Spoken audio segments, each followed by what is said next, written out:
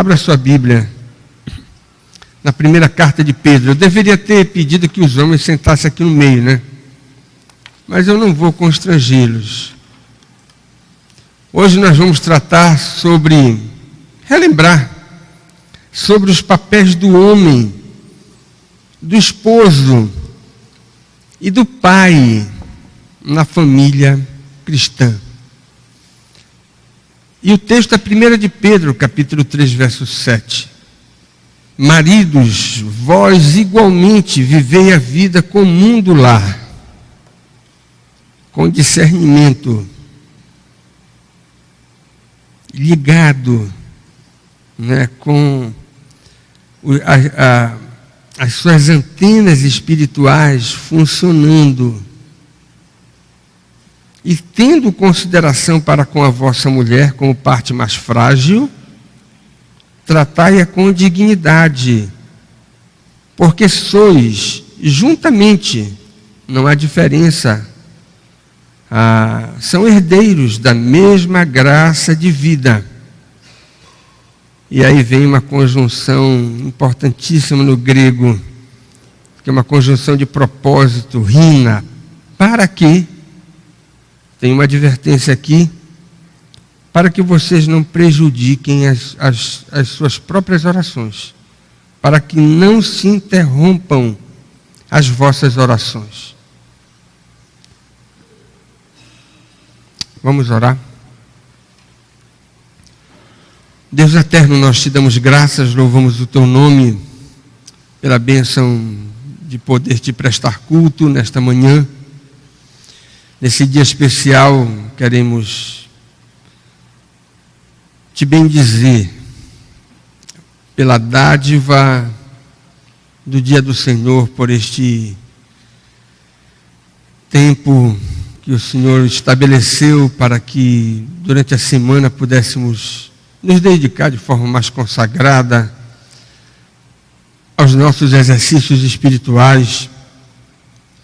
E te louvamos porque podemos fazer isso não apenas sozinhos, mas especialmente na companhia daqueles que são nossos irmãos, professam a mesma fé que nós, que estão arrolados no mesmo livro da vida, que possuem nos seus corações a dádiva do teu Espírito Santo, que alimentam as mesmas expectativas com relação ao futuro, na consumação de todas as coisas. Queremos te dar graças por termos também a tua palavra para a nossa instrução. Pedimos que o Senhor nos ajude a considerá-la, dá-nos entendimento, ilumina a nossa mente, que não estejamos aqui sem o desejo de saber o que o Senhor tem para nos ensinar, nos relembrar, nos desafiar a respeito desse assunto tão importante relacionado com aqueles que são homens e professam a fé cristã. Ajuda-nos a entender aquilo que vamos considerar, e mais do que a mera compreensão, teu Espírito aplique aos nossos corações as lições da tua palavra. E é no nome do Senhor Jesus que nós te oramos. Amém.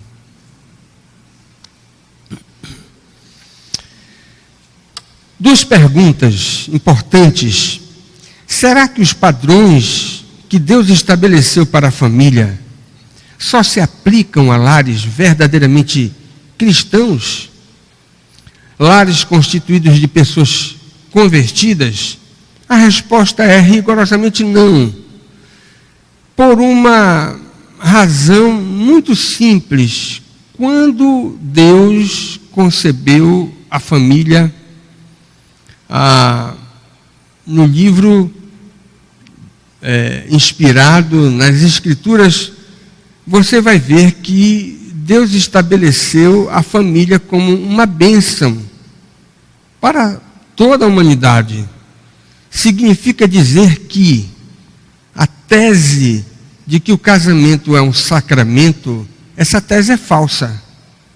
O que é um sacramento? O sacramento é uma instituição divina que Deus concebeu para ser usufruída apenas por aqueles que verdadeiramente professam a fé. Ou seja, já passaram pela experiência da conversão, podem ser reconhecidamente membros da família de Deus, servos de Cristo. Nós só temos 2 sacramentos, que são o batismo e a ceia. Você não vai batizar todo mundo no mundo, não é? O batismo não é uma instituição para que indiscriminadamente você possa aplicar a toda e qualquer pessoa. Nas Escrituras, o batismo é apenas para aqueles que fazem parte da família da aliança. Por isso que é um sacramento. A ceia também. Você não vai oferecer a Santa Ceia indiscriminadamente para todo mundo. A ceia deve ser servida apenas para aqueles que são servos de Cristo, fazem parte da família de Deus. Portanto, o casamento não é um sacramento. Obviamente, nós não podemos deixar de destacar que os padrões que Deus estabeleceu para o casamento são padrões que os ímpios são capazes de compreender, num certo sentido. Mas a compreensão plena dos padrões envolvidos nas diversas relações da vida familiar só serão discernidos por aqueles que são verdadeiros servos de Deus. Por uma razão muito simples que você encontra lá em Efésios, capítulo 5, verso 21. Quando o apóstolo Paulo introduz nessa carta que escreve à igreja de Éfeso sobre as diversas relações que existem dentro de uma família, ele coloca como versículo introdutório Efésios 5, 21. Sujeitai-vos uns aos outros no temor de Cristo. Depois ele começa a falar sobre família. Sem esse versículo introdutório, nós não teremos a possibilidade de compreender na sua plenitude os padrões que Deus estabeleceu para essa instituição. Sujeitai-vos uns aos outros no temor de Cristo. Ora, se você tem pessoas dentro de uma família que não compreendem o que é a sujeição ao temor de Cristo, não vão compreender na sua extensão, na sua plenitude, os padrões da vida familiar que estão relacionados com esse princípio. E essa é a observação lógica que você tem na carta que Paulo escreve à igreja de Éfeso. A segunda pergunta: será que os papéis que nós temos nas Escrituras para o homem não são produto daquela cultura antiga, judaica, que nos parece um tanto machista? E a resposta é absolutamente não. Preste atenção, nós precisamos fazer uma diferença entre os padrões originais que Deus estabeleceu para a nação da aliança, que são padrões inspirados, onde não há erro, onde não há equívoco, os padrões que Deus estabeleceu para a família da aliança. Mas preste atenção, a história do Antigo Testamento prova, é por isso que você tem 2 cativeiros. As tribos do norte foram para a Síria, as tribos do sul foram para a Babilônia, e a pergunta é: por que foram para o cativeiro? Porque a própria nação de Israel não quis seguir os padrões que Deus estabeleceu para o próprio povo. A nação de Israel, portanto, se desviou. A palavra certa, apostatou daqueles valores que Deus estabeleceu para o próprio povo. Agora, deixa eu fazer uma pergunta para você. Você quer julgar os padrões do Antigo Testamento, pela conduta de uma nação que se afastou de Deus e se afastou tanto que foi para 2 cativeiros, esse é o judaísmo corrompido, machista.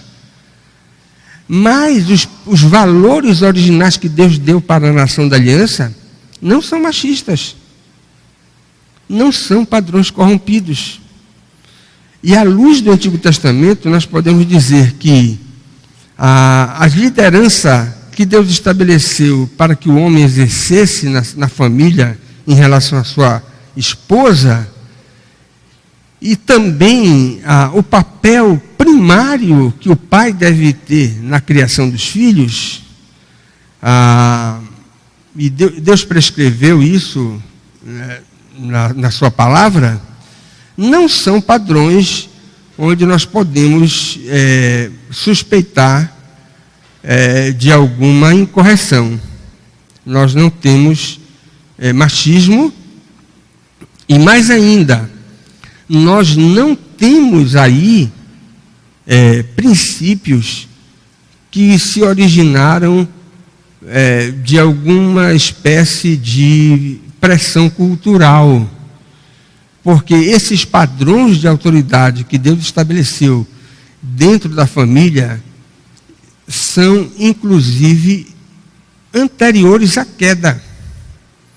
E essa é a defesa que o apóstolo Paulo faz em 1 Timóteo, capítulo 2, do verso 11 até o verso de número 15. Eles são anteriores à entrada do pecado no mundo.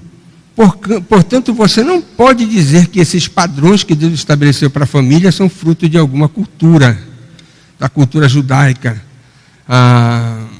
do judaísmo corrompido, que se tornou reconhecidamente machista porque se afastou dos padrões originais de Deus. Então, você não tem nenhum tipo de... não deve ter nenhum tipo de desconfiança com relação a esses padrões. O que as Escrituras nos ensinam, então, sobre os papéis do homem na família, do esposo e do pai numa família cristã? Primeira coisa, olha lá. A Bíblia ensina que numa família o homem é o cabeça do lar. Eu quero lembrar de Gênesis 2:24, que é o versículo mais importante sobre família. Por isso deixará o homem pai e mãe, se unirá à sua mulher, e os dois se tornarão uma só carne. Uma família começa, e deve começar assim. Às vezes não começa com emancipação. E preste atenção, quem casa quer casa, né? O ditado popular. Então, emancipação logística. Depois você tem emancipação financeira. Não é bom que uma família comece dependendo de alguma mesada dos pais, né? Uma família deve tentar começar quando tiver condições de pagar as suas próprias contas. Terceiro, emancipação no que diz respeito à esfera emocional. Você não pode ter ou não deve, né? Poder até pode, um rapaz que é tão ligado à sua família de origem, que ele não consegue passar de um dia para o outro sem dar uma volta lá na casa do pai dele. Já imaginaram isso? Um rapaz apapaizado, mas pode ser que tenha uma esposa amamãezada, não é? Então isso não é bom. Então é necessário, é ideal, é proveitoso que um casal comece cortando o cordão umbilical, deixando pai e mãe, não é? Emancipação, comunhão. O versículo diz que os dois vão se unir, E essa é a maior fusão que você pode descrever em todas aquelas mais complexas que acontecem na história do mundo, né? no desenvolvimento do mundo. A fusão de duas personalidades numa só. E depois você tem a vida sexual sendo permitida para aqueles que passam pela experiência do casamento. Mas note bem, Gênesis 2:24 não tem nenhuma palavra sobre filhos. Uma família completa, mesmo sem filhos. Você não pode olhar para um casal sem filhos e dizer, olha, a família de vocês está incompleta, porque vocês ainda não têm herdeiros. Nós não podemos dizer isso do ponto de vista da Bíblia. Uma família completa. E depois que você emancipa todos os filhos, a sua família fica incompleta? Também não. Regra geral, os casais começam sozinhos e terminam sozinhos. Não é? Os cônjuges devem se preparar, inclusive, para esse momento, que não deve ser fácil, da emancipação completa dos filhos. Quando Deus concebeu a primeira família, Ele estabeleceu uma função distintiva, importante para o homem. Quando declarou, Gênesis 2:18, que iria lhe trazer uma esposa, uma mulher, alguém do sexo oposto, isso você pode concluir a partir de uma interpretação rigorosa do texto bíblico. Deus está trazendo para o homem alguém do sexo masculino, uma outra pessoa do sexo oposto, do sexo feminino, uma mulher, para, em termos de dignidade, ser igual a ele. Não há nenhuma diferença entre a dignidade das partes que Deus juntou na relação conjugal. O homem não é melhor do que a mulher em nenhum sentido, do ponto de vista da dignidade pessoal. Mas Deus estabeleceu papéis diferentes para os dois. E a primeira informação que você tem disso é quando Deus diz que vai trazer uma mulher para que essa mulher seja para o homem uma auxiliadora idônea. Gênesis capítulo 2, verso 18. Lá no Novo Testamento, 2 vezes Paulo fala do marido como o cabeça dentro da família. 1 Coríntios capítulo 11, verso 3, ele fala sobre isso. Efésios 5, 23, novamente Paulo menciona o homem como cabeça da família. Recentemente na nossa legislação, havia esse tipo de observação, o homem como cabeça do lar. Mas por causa desse movimento feminista aí, que não segue os princípios bíblicos, a nossa legislação foi contaminada, e na última versão do Código Civil, nós tivemos a retirada desse princípio. Na nossa legislação brasileira não tem mais a informação de que o homem é o cabeça do lar. Muito bem, a gente lamenta, porque a legislação antiga tinha um certo resquício da fé cristã, e agora, por causa desses movimentos anticristãos, isso foi retirado da nossa própria legislação. Deve ser destacado que esse papel não foi o homem que pediu para si. Não foi a mulher que, ao ser criada, disse, olha, você vai ter essa função. Esse papel foi divinamente outorgado. E preste atenção nisso. Não tem nada a ver com alguma espécie de virtude ou competência naturais que você possa observar no próprio homem. Identificar, não, Deus deu esse papel da liderança para o homem porque, do ponto de vista físico, ele tem uma constituição mais vigorosa, mais avantajada. Não. Não, porque, do ponto de vista da fisiologia, a cabeça do homem é maior do que a cabeça da mulher. Também não. Não é? Ou porque Deus que conhece as percepções, sabe que o homem tem maiores habilidades para esse tipo de coisa. Também não. Ou alguma espécie de elemento emocional. Também não. Não há, portanto, nenhuma virtude ou competência que nós possamos enxergar no próprio homem para dizer que Deus delegou para ele esse tipo de função porque a mulher não tinha condições naturais para exercê-la. Isso decorre da sabedoria divina, simplesmente em ordenar a família. Porque, preste atenção, ao Deus trazer para a mulher, para o homem, a mulher para ser a sua auxiliadora, Deus estava constituindo a primeira instituição.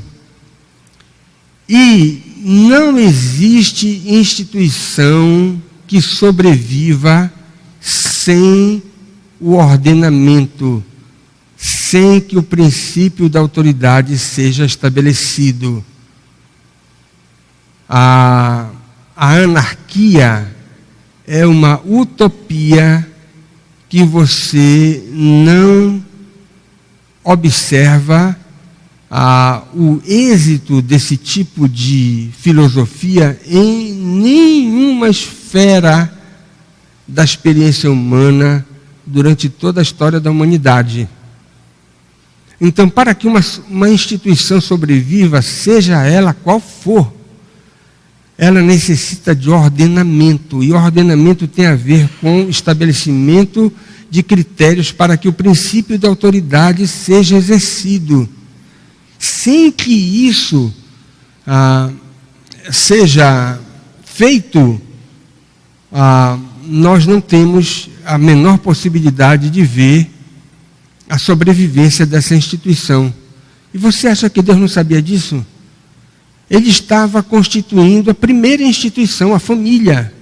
Depois ele vai constituir a igreja, depois ele vai constituir o Estado. As três grandes instituições divinamente constituídas para o bem do ser humano na face da terra. E logo na primeira Deus vai errar? Não, ele precisa ordenar a família. Precisa estabelecer princípios para que a questão da autoridade seja exercida de forma correta. Então ele disse, olha, a liderança, até no argumento do apóstolo Paulo, lá em 1 Timóteo, Deus deu a liderança para o homem até por uma questão de primazia, porque ele foi criado primeiro. E coube então ao homem o papel de exercer a liderança dentro do próprio lar. Mas isso é importante, a gente pode dizer, é absolutamente fundamental, porque preste atenção, numa instituição onde não há ordenamento para que o princípio da autoridade seja exercido, as partes envolvidas vão bater cabeça com cabeça.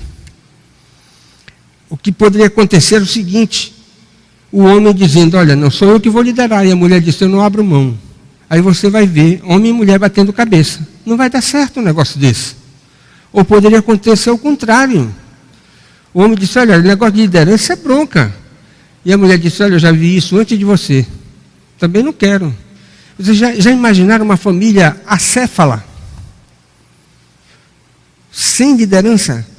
Ou uma família bicéfala, com duas cabeças? É pior do que uma serpente. Não é? Na sua sabedoria, Deus disse, olha, isso não pode acontecer. E ele então estabeleceu, para o bem da própria instituição, família, que o homem seria o cabeça do lar. Aquele que iria exercer a função, portanto, de moderador. Ninguém liderando seria uma tragédia. Os dois disputando a liderança seria o caos. Em ambos os casos, certamente Deus não iria ser glorificado dentro dessa instituição que ele concebeu. Ao homem, portanto, cabe não simplesmente a responsabilidade de ser o principal provedor da casa.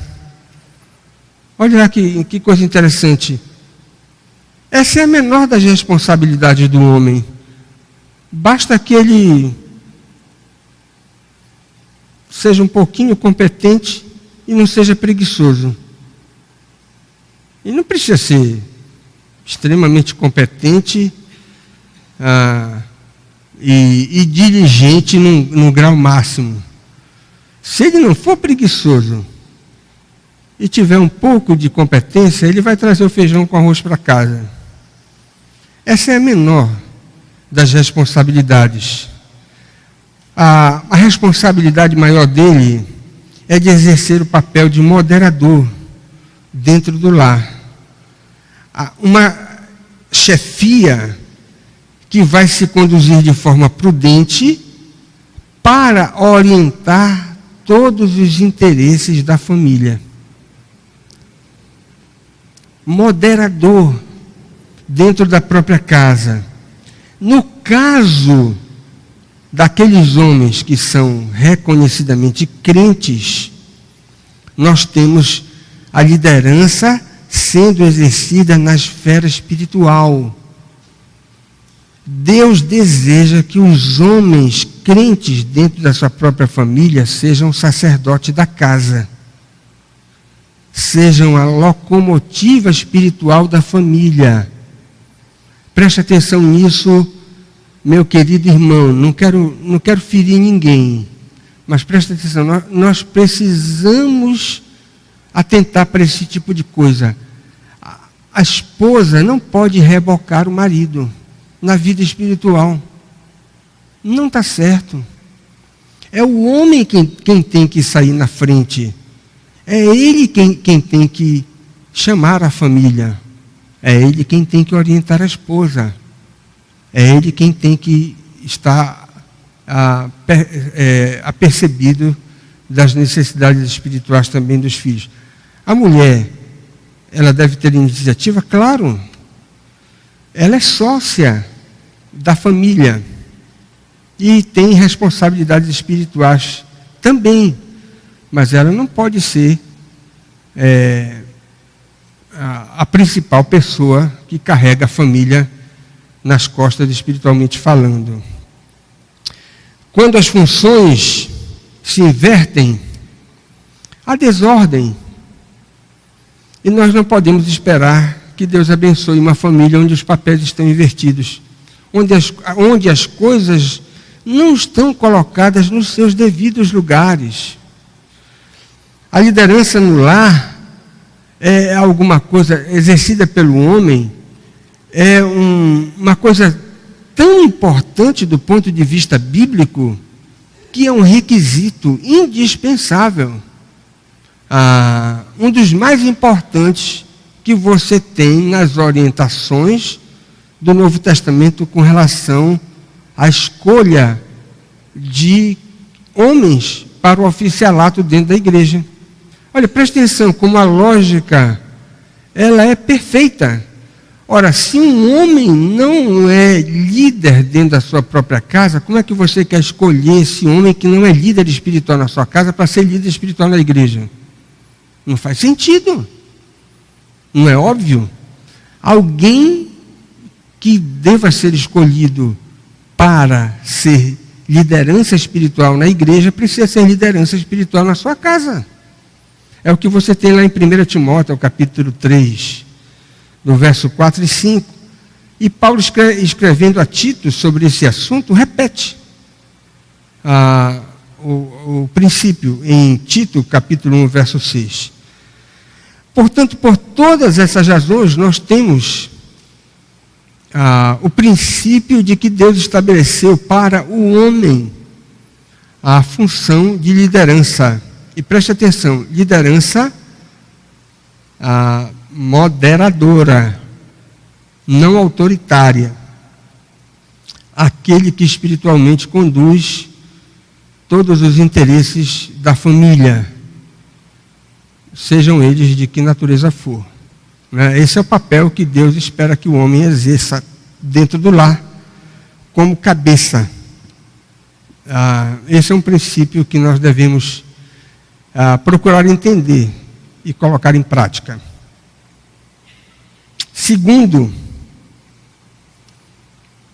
Deus estabeleceu para o homem, na qualidade de esposo, de ser o líder amoroso da sua esposa.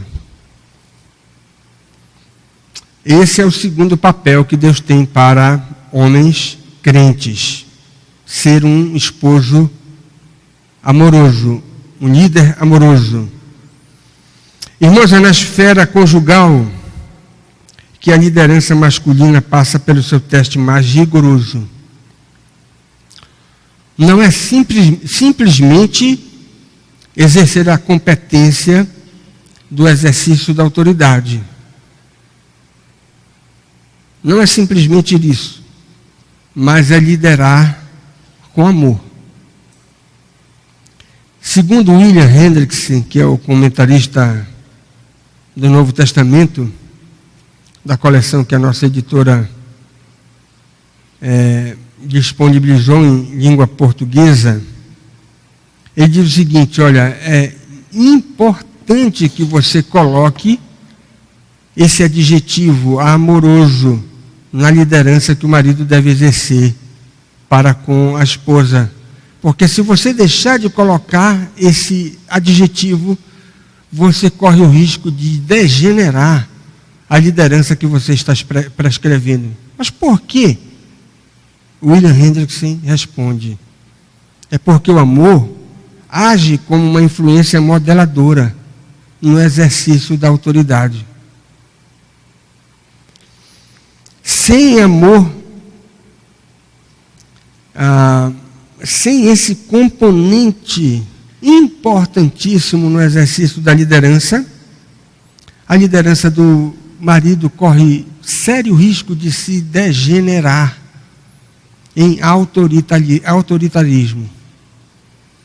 E a gente já viu muitas ilustrações nisso, né?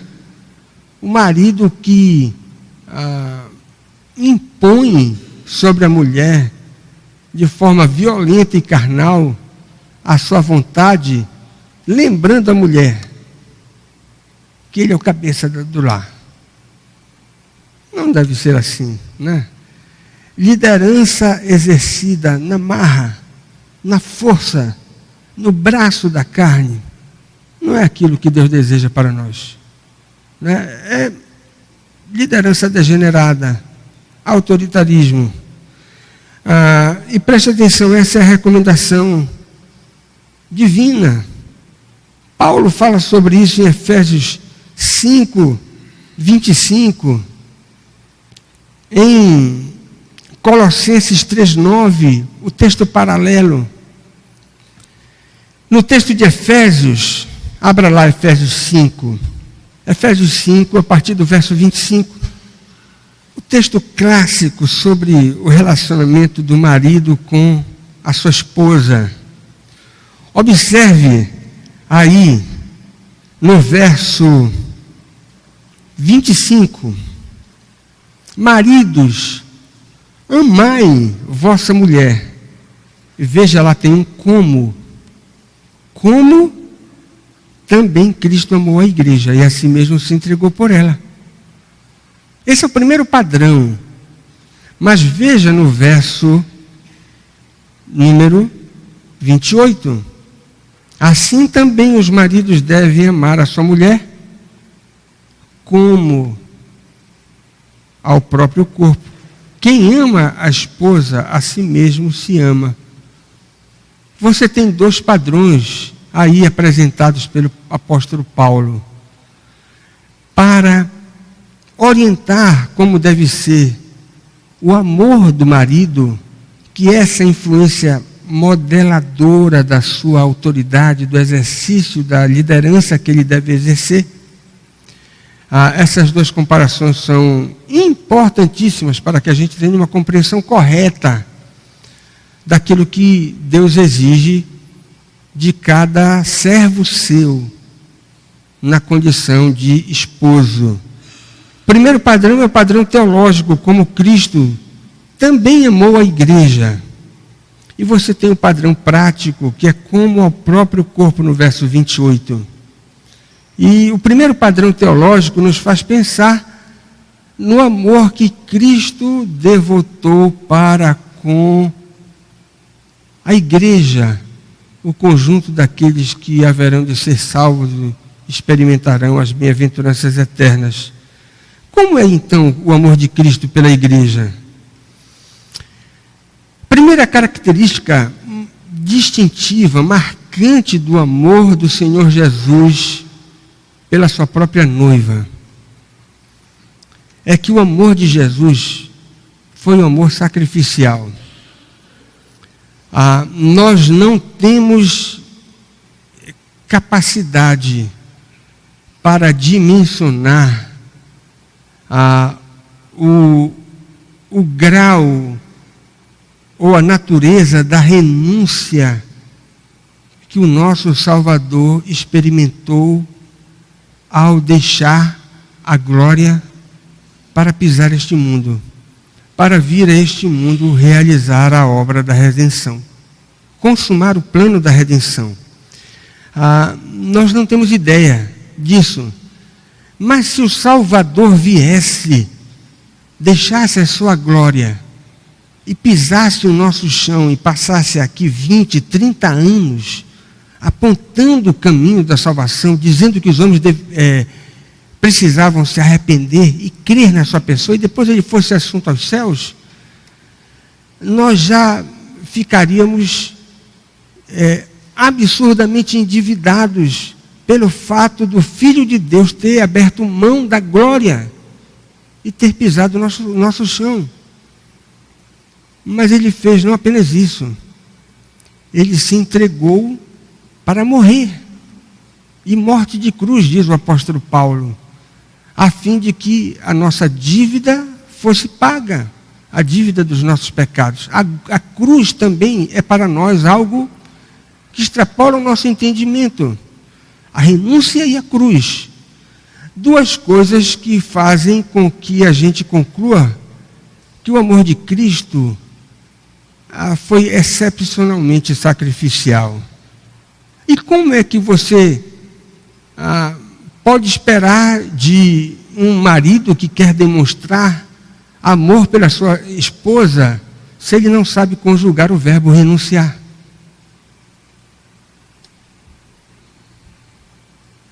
Alguma coisa está errada.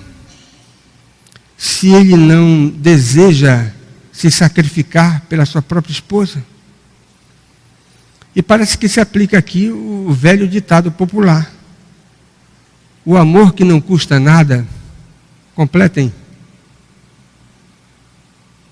não vale nada. E a pergunta de retórica é a seguinte, para os maridos: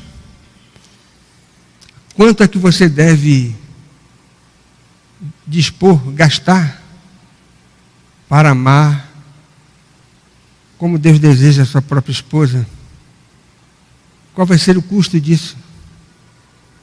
E a resposta é: tudo o que você tem no bolso, e mais o que você puder pedir emprestado. Esse é o custo.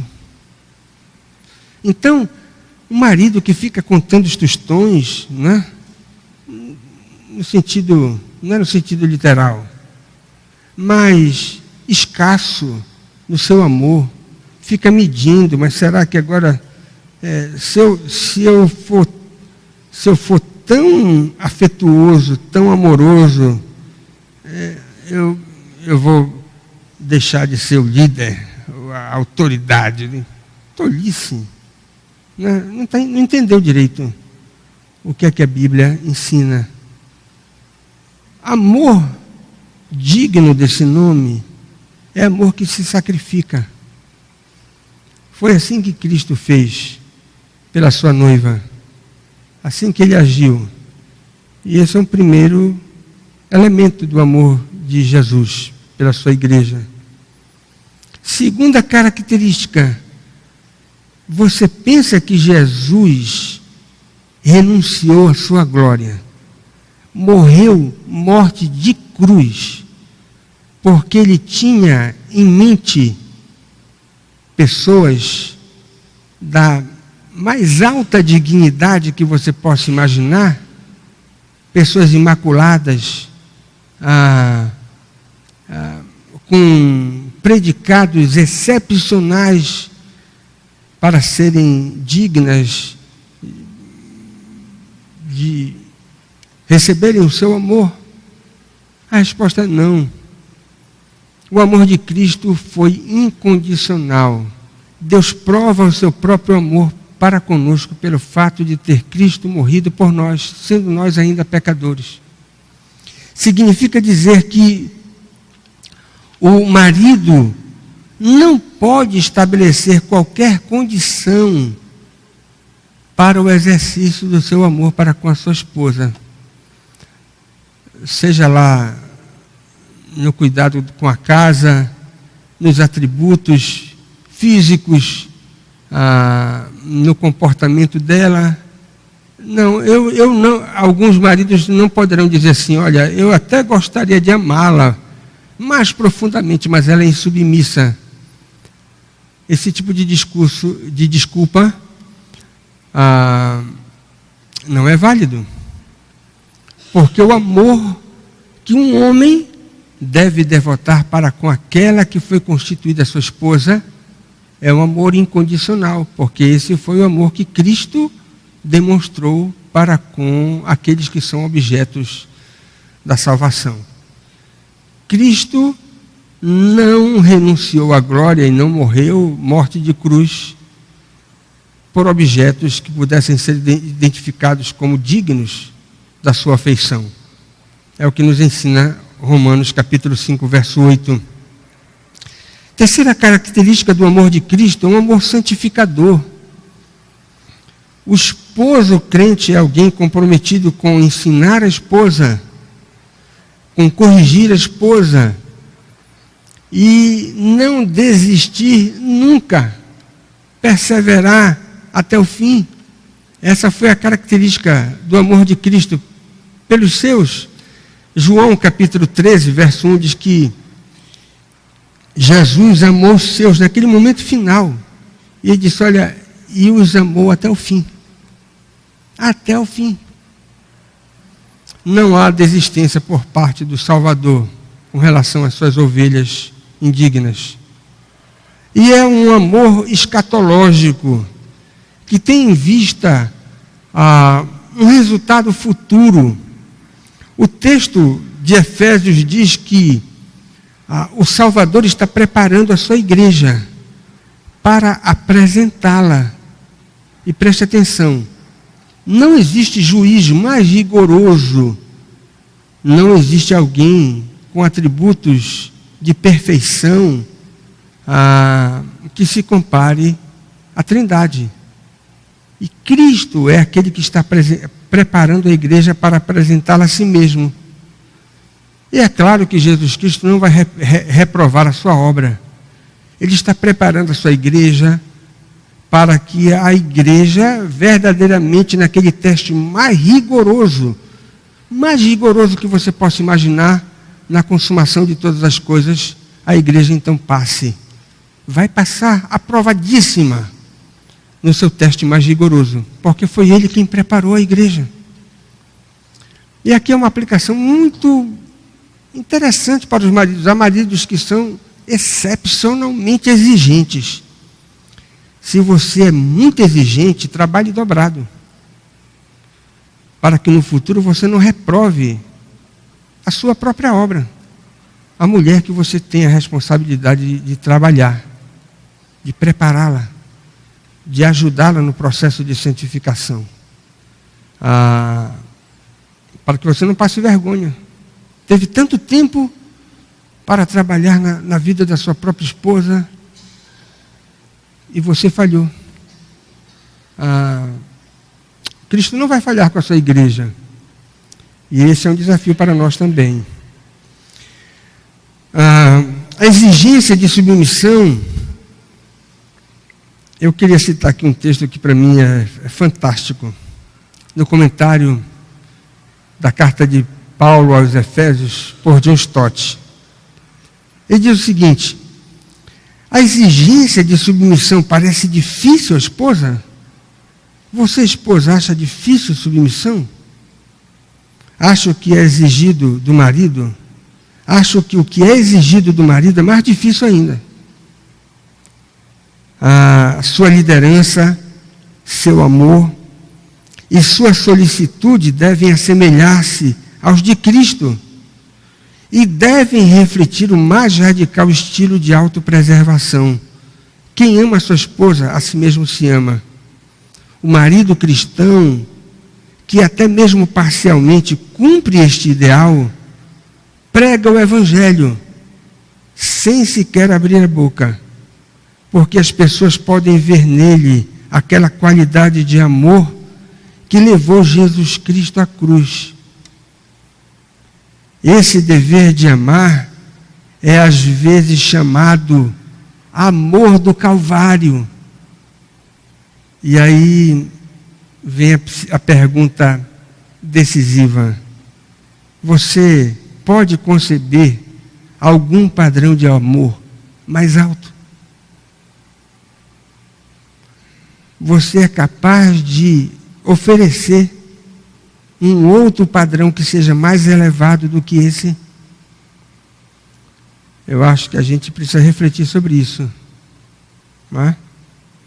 Se as mulheres reclamam da submissão, elas devem pensar um pouquinho nisso.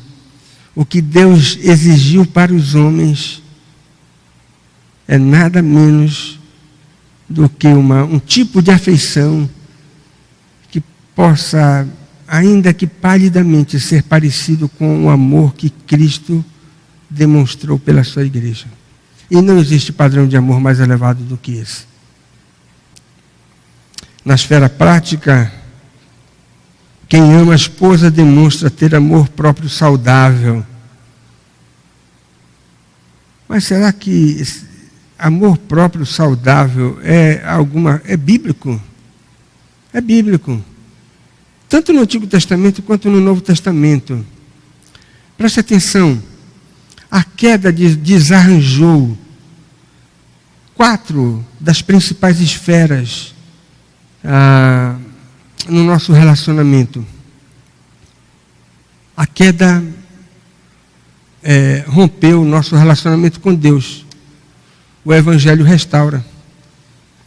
A queda atrapalhou os nossos relacionamentos horizontais. O Evangelho tem o extraordinário poder de sanear as nossas relações interpessoais. A queda causou um problema muito grande no relacionamento do homem com o meio ambiente. O Evangelho orienta o homem para que ele não seja um destruidor da natureza. Mas tem uma 4ª esfera, do homem consigo mesmo. O homem foi afetado nessa esfera. E a partir da queda, passou a desenvolver uma espécie de afeição para consigo mesmo degenerada. E o Evangelho procura corrigir isso. Levítico capítulo 19, 18, você tem uma pérola. E é em cima desse versículo que você tem muitas prescrições do Novo Testamento relacionadas com esse tipo de referencial. O amor próprio é um referencial bíblico. Amarás o Senhor teu Deus de toda a tua força, de toda a tua alma, de todo de todo o teu entendimento, de todo o teu coração. O amor a Deus, a síntese de Jesus. E amarás o teu próximo como a ti mesmo. O amor próprio saudável é um referencial bíblico que você tem tanto no Antigo Testamento quanto no Novo. E isso se traduz em cuidado do próprio esposo para com a esposa. Portanto, o imperativo do amor, ele independe da submissão feminina. É incondicional. A sua natureza não é romântica. Preste atenção nisso. Que aqui você tem um imperativo. Maridos, amai vossas mulheres. Aí você casou, e a paixão romântica, né, desapareceu, e você brigou com a mulher, e lá pelas tantas, procurar o pastor. Eu vou chegar com ele e vou dar a razão para me separar dessa mulher.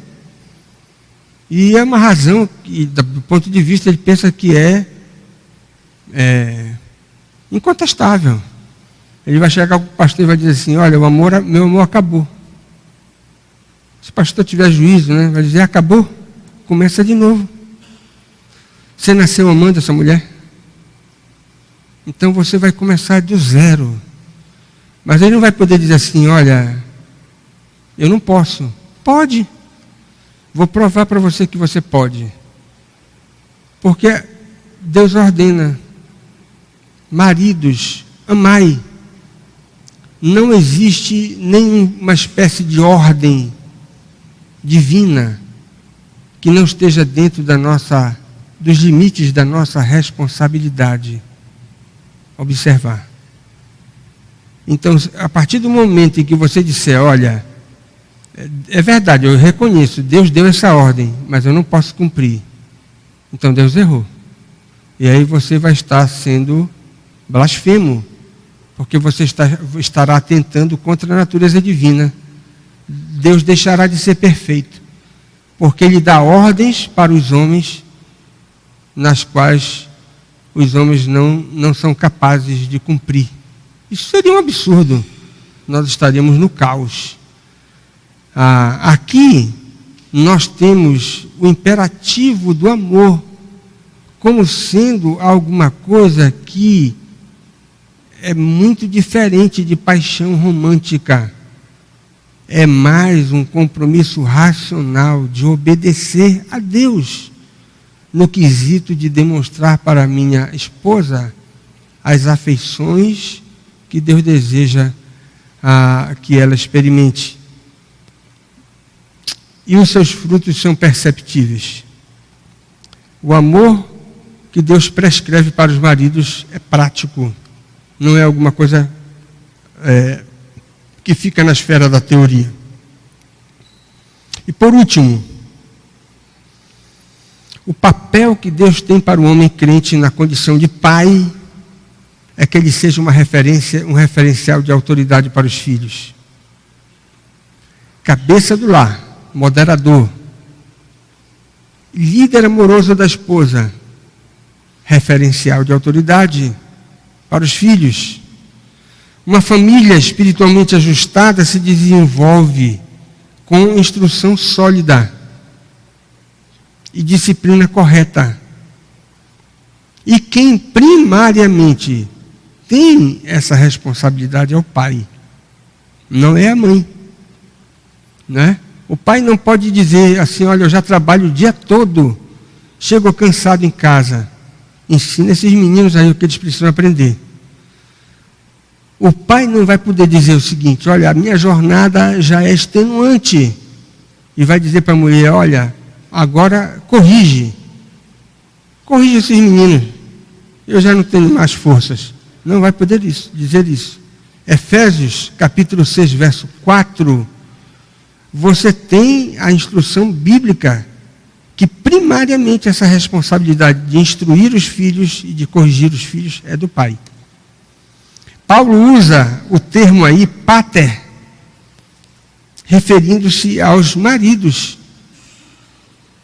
Mas veja aí em Efésios, no capítulo 4, no capítulo 6, perdão, no verso 1, quando ele diz: filhos, obedecei a vossos pais no Senhor. A palavra que ele usa aí é uma palavra genérica para pai e mãe. Não é pater, é goneus. Então, quando o apóstolo Paulo fala que os filhos devem obedecer os pais, a palavra é pai e mãe, genérica. Mas quando ele diz, e vós, pais, ele não usa a palavra genérica. Ele usa o termo para o homem, pater, apontando para o elemento masculino. É quem tem primariamente a responsabilidade de instruir e de disciplinar os próprios filhos. A mudança, portanto, indica que o principal referencial de autoridade para os filhos deve ser o pai e não a mãe. Mas talvez você pergunte o seguinte: e nos lares onde não há presença do homem, nos casos de viuvez, ou nos casos de deserção, abandono irremediável, a mulher ficou sozinha. Muito bem. Nesses casos, a mulher vai exercer os dois papéis, de instruir e disciplinar os seus filhos. Mas essas são exceções. E as excepcionalidades só servem para uma coisa: para confirmar a regra. A regra é que os pais têm primariamente esse papel. As esposas não devem desejar usurpar esse papel. E elas podem fazer isso conscientemente, ou podem fazer isso sem se darem conta de que estão usurpando para si essa função. Pode cutucar a tua esposa aí do lado. Né? Com sabedoria, elas devem afirmar a posição do pai e não tomar para si essa responsabilidade que Deus primariamente não prescreveu para elas. Lamentavelmente, a conivência e a fraqueza espiritual de alguns homens fazem com que eles transfiram essas responsabilidades para as suas esposas. Lares matriarcais, nos quais o homem se furta de exercer o seu papel, são lares defeituosos. Nós não devemos permitir que isso aconteça dentro das nossas próprias casas, cujas consequências são imprevisíveis para a boa formação da personalidade dos filhos. O pai deve ser referencial de autoridade para os filhos. Deixa eu fazer algumas perguntas para a gente terminar. Olhando para trás, para a sua família de origem, era o seu pai quem exercia a autoridade na sua casa? Talvez você diga: olha, eu nunca aprendi isso. Não tem problema. Ainda tem tempo. Chegou a hora, não é? Ninguém pode dizer o seguinte: olha, eu fui criado num lar onde as funções eram invertidas e agora eu estou condicionado a reproduzir o padrão. Falso. Se ele quiser um pretexto para se esquivar, né, da sua responsabilidade, ele pode usar essa desculpa esfarrapada, mas ela não é válida. Nós não somos reféns dos pecados da nossa família. E ainda bem que não. Porque essa é a prova de que há esperança. Já imaginaram? Eu sou refém dos pecados da minha família original. Vou reproduzi-los, porque não tenho como fugir deles. Seria uma tragédia. Não é? Seria uma tragédia. Assim como eu não sou sócio, não é? incondicional das virtudes da minha família original. Né? Os meus pais eram excepcionais, crentes, e agora automaticamente eu vou ser. Não existe isso. Não é? Assim também como você não é refém dos pecados dos seus pais. Se você teve uma família onde os papéis eram invertidos, então você não pode dizer que não foi orientado para vivenciar um modelo diferente. O modelo bíblico é esse que nós estamos apresentando. Você pode citar 2 histórias que ilustram seu amor sacrificial por sua esposa? Na última semana eu estou lendo um livro sobre família, maravilhoso, e o livro diz, olha, vai lá na padaria, compra um pastel para tua esposa. Peguei e larguei o livro, meu irmão. Fui comprar um pastel de queijo. Aí disse para a Léa, o livro está mandando, eu vou fazer isso. Né? Você tem alguma história, ou 2, que possam ilustrar o seu amor sacrificial pela sua esposa? E por último, no seu lar hoje, o pai tem assumido o principal papel na instrução e correção dos filhos? Como tem sido o seu papel dentro da sua casa? Você está dizendo, assume isso, mulher. Não faça isso. Esse não é o padrão de Deus. Vamos ficar em pé e vamos orar. Senhor, nós queremos te dar graças por esses princípios, essas verdades que nós encontramos na tua palavra sobre o ordenamento da família cristã. Ajuda-nos não apenas a compreendê-los, mas dá-nos a tua bênção, sem a qual nós não seremos capazes de colocar essas coisas em prática. Dá-nos a tua bênção para que esses princípios sejam incorporados na nossa conduta, a fim de que o teu nome seja glorificado através da nossa própria vida. A cada homem aqui presente, ajuda, Senhor, para que sejam líderes, moderadores dentro dos seus lares, que não venham abrir mão da função que o Senhor mesmo determinou para eles.